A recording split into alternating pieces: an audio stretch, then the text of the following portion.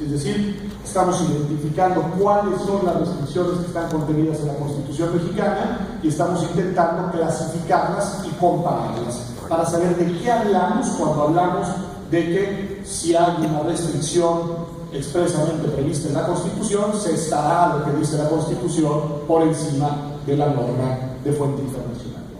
Porque yo estoy convencido de que no son lo mismo las restricciones, o sea, que hay diferencias importantes entre las restricciones constitucionales. Les pongo 3 ejemplos.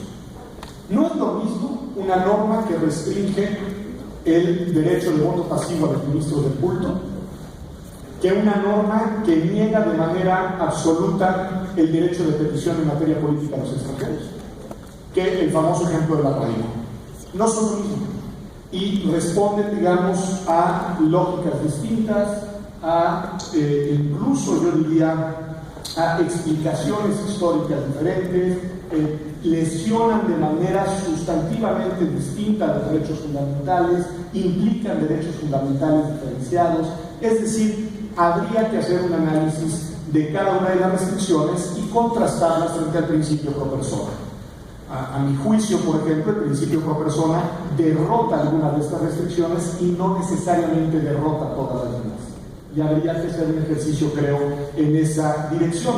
Porque además, como decía José Luis Caballero, y creo que con razón, el ámbito o la amplitud de las restricciones también es susceptible de interpretación.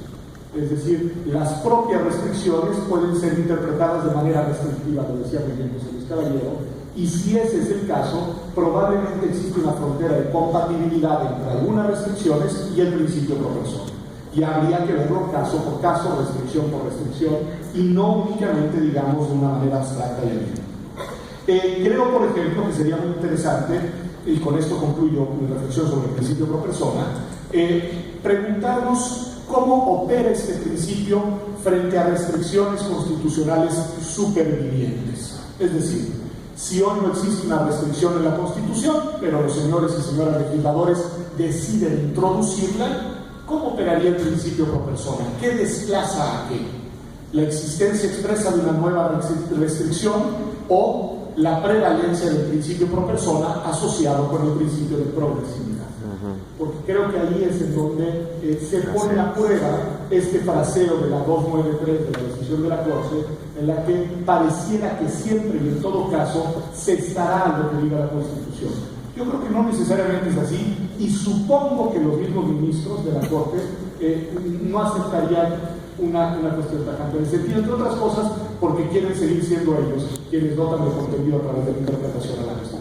Entonces, probablemente diría ningún otro juez, pero nosotros en la Corte sí podemos, a la luz del principio pro persona, valorar las restricciones. Yo creo que hacia allá avanzará la discusión. Bueno, segundo tema que tiene que ver con eso. El tema del Estado de Derecho.